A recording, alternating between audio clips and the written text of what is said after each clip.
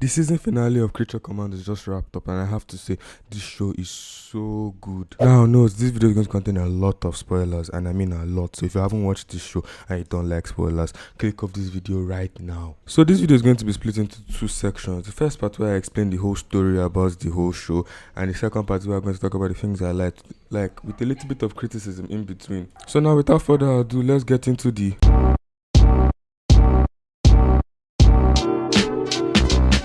The show starts off with Amanda Waller and Rick Flag Sr. scheming on how to take down the threat known as Cersei, who has started a terrorist group called the Sons of Themyscira, who want to take down the Princess of Pakistan. But this all proves that there is an existence of Themyscira in this world, and that means there is a Wonder Woman too.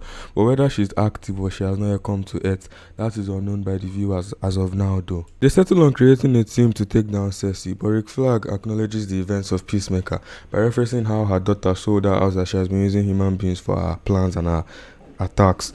And Amanda Waller concludes that they only stopped her from using humans, but she could use something else. Monsters, introducing the concept of Task Force M, and that's when the main cast were introduced. Characters of The Bride, Nina Majeski, G.I. Robot, Dr. Phosphorus, Weasel, and Rick Flag Sr. himself. Those are going to be the main cast of the Creature Commandos. So they go off to Pakistan and meet the princess, where her and Rick have a very questionable entanglement. Skip a bit and then Cersei is attacking the whole castle, and then they defeat her in what you call a master class, a very well crafted fight scene. Before she is captured though, she shouts, "No, no, you guys have ruined everything. This woman is going to cause the end of the world for all of us. You don't understand what you've done! You've doomed the world!" Also, that fight scene showed us the end of G.I. Robot, who died doing what he loved the most, shooting at supposed... The thing about his death that stung the most was his well-crafted backstory that lingered around throughout the episode, like the second act, showing how he fought in the World War and how he was only programmed to kill Nazis, and he was sentenced for mass murder, where he just basically rot in prison until he was called for the operation.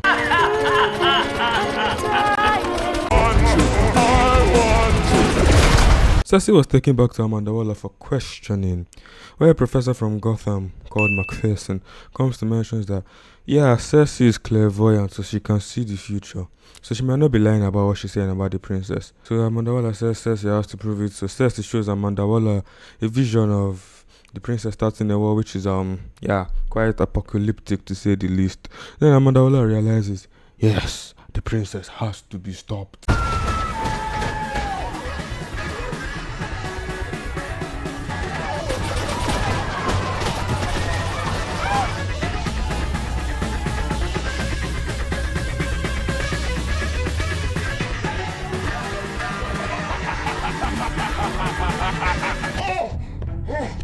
While all of that is happening, there's a subplot of a guy called Frankenstein coming to look for his bride, which is the bride, by the way. And he's quite a psychotic person who has nothing else to do in his life but look for a woman who doesn't love him. So yeah, Amanda tells Rick about the plan, but since his brains has recently been f***ed out by the princess, he doesn't think straight, so he says, "No, I'm not going to join you, rather I'm going to prove to you that Cersei can't be trusted." So he goes off to look for evidence, where he finds Frankenstein, and both of them fight the shit out of each other because Frankenstein thinks that the bride is in love with him, because I guess Frankenstein sees him as an alpha male, so to speak. So they clear all the air up and they team up. Rick says that I'll help you find your bride, and if you help me find evidence against what Cersei is saying. That's why they go to find Dr. Macpherson in her house, where they basically stalked her, and they found out that she's dead. The real Dr. Macpherson is dead, and Clayface has been taking her place. And then they decide to fight against Clayface, and Clayface basically beats the shit out of both of them. Well, except from Frankenstein. Frankenstein was able to neutralize Clayface and take Rick Flag to the hospital because he was like basically dead. The bride became the new leader of the Commandos, and they went back to Pakistan, telling the people of Pakistan that there's another threat that wants to kill the princess. They're a bit suspicious of them until Rick Flag confirms their suspicions by tipping off the princess that there are people that want to come and kill them basically, and the whole military just switch up on all of them and they start attacking. So the Commandos have to temporarily split off and hide. After Rick Flag got his beat, Frankenstein dropped him in the hospital and he left him to go look for his wife. Then the team regroups after all the military heat goes down, and they finally plan for the final stand.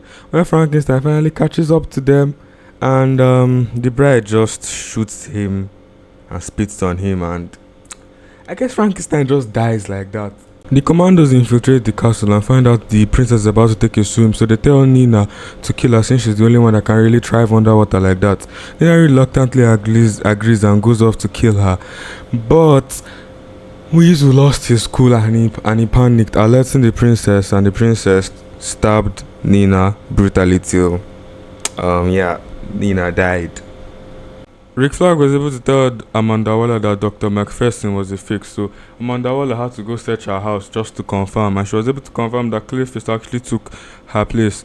So she called the castle of Pakolistan to tell them that they should back off from the creature commandos, that she made a mistake. And the way she said that, I actually need to acknowledge it. She said it with so much emotion. I've never seen Amanda Waller show emotion in my life, bro. We cut to the final scene where I must say the bride turned into prime Batman in this one. She was able to see through the whole plan that the princess conjured up. She sent a spy to see if Celsi is dealt with properly in Belrev. Then she told Clayface to kill Dr. McPherson because Dr. McPherson was able to understand that Celsi is clairvoyant. So she killed Dr. McPherson to make it appear that Clayface was Dr. McPherson when Dr. McPherson told Amanda Waller that she's clairvoyant. So to make the whole thing look like a hoax. So yeah, she saw through the whole thing that Princess Ilana actually wanted to start the war. So she was like, yeah, I'm not going to kill you because of the world. I'm not going to kill you because Amanda Waller said I should. I'm going to kill you because you killed my last and my only friend. And then she kills her, shoots her brains out. Then they walk off into the sun.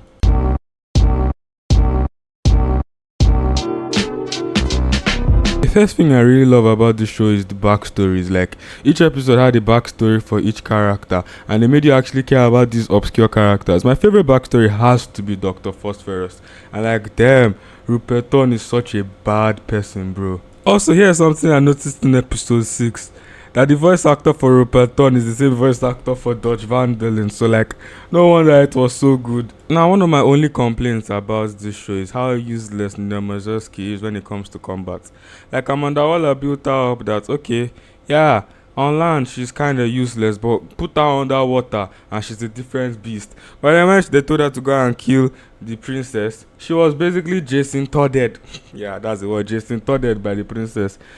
Walking her around with that knife like you're so useless and you couldn't fight back or anything. And I guess the show did a good job in making Nina look like a good person, because out of all the members of the creature commandos, her and Weasel were the only ones that were convicted because they didn't actually do anything.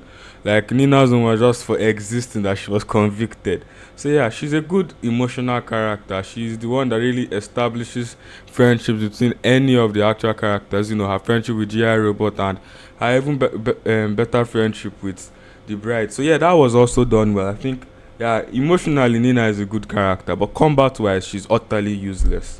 The last thing I'm going to be talking about is the animation quality. The animation quality is nothing but stunning. All the fight scenes are so good. My favorite one is the one in the pilot between Rick Flag Sr. and Dr. Phosphorus. It just looks so good. The colors, the effects, everything.